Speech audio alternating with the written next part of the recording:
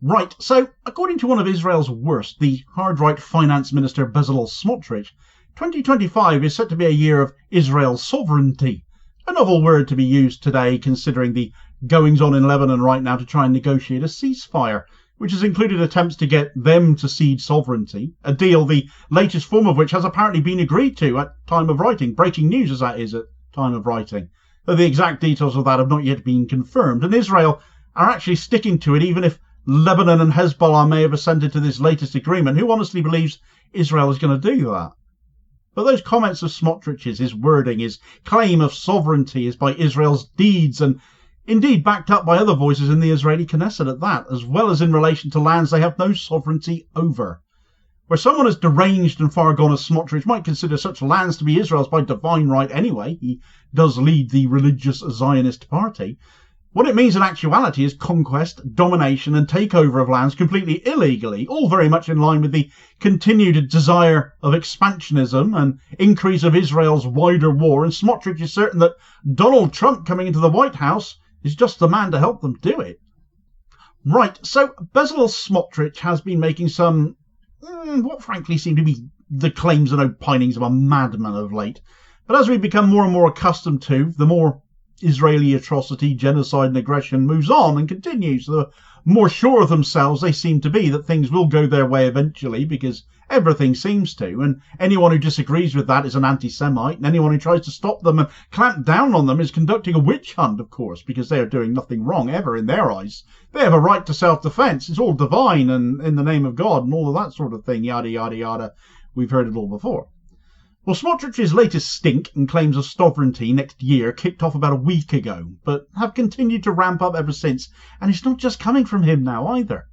On the 11th of November, Smotrich gave a speech, and this was all about the annexation of the West Bank, and he's got himself into a position, having had further powers over the West Bank ceded to him by the IDF in recent months, making him basically the de facto governor of the West Bank, which is also intensely troubling given the guy's close ties to the settler movement, and he's caused utter chaos with these additional rules of his in recent months. So much aggression and Israeli attacks on the West Bank, not where Hamas are, of course, not where Palestinians attacked Israel from on October the 7th either, as we all should know by now. But as so many of us have come to realise over this last year, it's never been about that. Never been about rescuing hostages, none of which are in the West Bank either. It's all been about land grabs and displacement and genocide, and Smotrich calls that sovereignty. It infuriates him and others like him that they haven't already taken over, and with people in government like him, how a two-state solution can ever really, truthfully be contemplated by the rest of the world is becoming less and less tenable. Here's some of what Smotrich had to say in his speech. The year 2025 will, with God's help, be the year of sovereignty in Judea and Samaria, the West Bank. The only way to remove the danger of a Palestinian terror state from the agenda is to apply Israeli sovereignty over all the settlements in Judea and Samaria. This is our answer for Sinwar, to all the Nazis of Hamas, ISIS, for Hezbollah, of the Iranians, what remains of the Iranian resistance axis, and the terrorists in Judea and Samaria. They saw the massacre on 7th of October as the first stage, God forbid, of the destruction of the state of Israel. They plan to occupy all of us from within, to launch an attack from the Arab cities in Judea and Samaria, to all the large population centres in the heart of the country. In this process, the new Nazis have to pay a price in the territory that will be taken from them forever. He is, as aforementioned, an absolute madman. Sovereignty over the West Bank by divine will, with God's help, because October 7th was just the first stage. They're coming for us from the West Bank too, so we clearly need to take their land from them as well, and we need to take it forever. He's betting on help from Trump to do all this. Now, Trump moved the US embassy from Tel Aviv to Jerusalem, after all, under his tenure, didn't he? Just to nail on his own stupidity in this situation. So I don't think there is a reasonable mind on the planet that doesn't expect Trump to just make matters worse in the Middle East. So who knows, Smotrich might actually be right, as insane as it sounds. But can you imagine the escalation in the Middle East if that happens? All these other surrounding Arab states will have to be looking over their shoulder then, as Greater Israel takes another step in the direction of becoming reality. The small matter that it would be against international law likely won't faze Smotrich or the rest of the Netanyahu administration either, since the US consistently blocks any censure from the UN, and the case against Israel at the ICJ, as evidence continues to come in, will probably take years, although that can hardly be vetoed by the US. So when it does come, if it does come, we sincerely hope it will come, with all the evidence that's being sent in and how South Africa are following that case up. It's a day to look forward to for sure, I hope. But Smotrich wasn't finished there. No. His vision of sovereignty has to include Gaza as well, of course. The only way people like him will ever be satisfied that the risk of, in his words, a Palestinian terror state can ever be taken off the table is if there is just no more Palestine. Just yesterday he called for the Israeli army to formally take over the administration of the Gaza Strip and called for them to take over the distribution of humanitarian aid and security in Gaza as well. Well, we've seen just how well that has worked out for Gaza, haven't we? Particularly the north of the Strip, where the IDF are now carrying out ethnic cleansing to clear all Gazan people out of the area. Well, that's one way to administrate the area, I suppose. Have no people in it to administer over. Something Smotrich also had plenty to say about, incidentally. But when one aid delivery, finally made it into the north, the first aid delivery in 40 days to the people there, that Israel had let through, no sooner had that aid been delivered and stored in a school than the IDF blew that school up, destroying said aid and killing 10 people in the process, injuring many others. So sure, put the IDF in charge now. That's bound to work out well, clearly, for the people of Gaza, isn't it? You've banned UNRWA for actually delivering said aid and actually, well, God forbid, letting people reach it. That is, of course, the real reason for that ban, is it not? Smotrich wasn't finished there, though. No, he's still going. As echoing in his West Bank claims of sovereignty and the loss of territory there forever, that if the hostages were not returned, the clearing of the north of Gaza would then become permanent, and Israel would keep it, seizing control of a third of the Gaza Strip for Israel, forever. This is, of course, entirely in keeping with the so-called general's plan, or Netanyahu's orders, as we should be calling it now, blame where it should be laid. So why should anyone in Gaza actually believe that, or anywhere else, or anyone from anywhere else for that matter?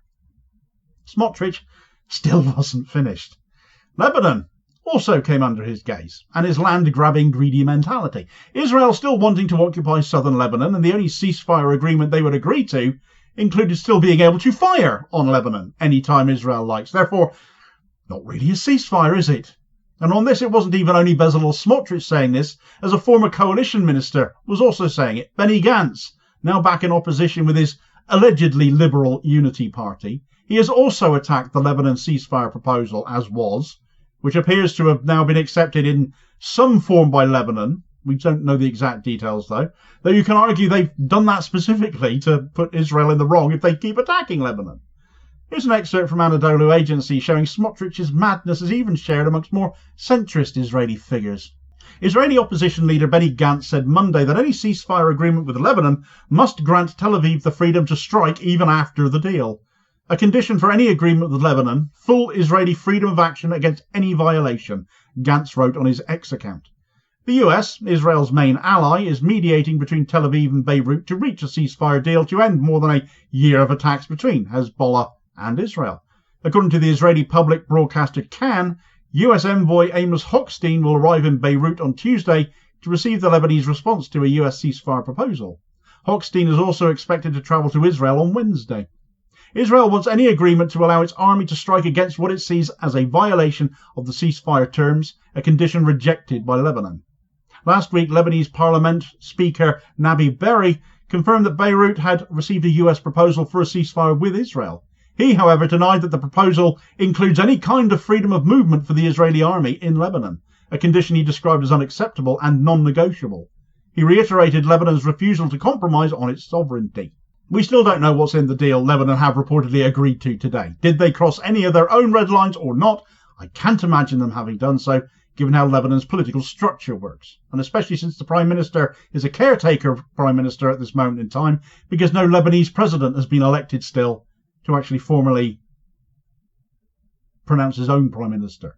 And so this caretaker Prime Minister is still having to take his cues from amongst elected parties right now as a result. If they have agreed to it, though, it'll mean Lebanon, by and large, got their way. Keep their sovereignty, keep Resolution 1701 intact, as they insisted, and would never allow Israel any ground over the border.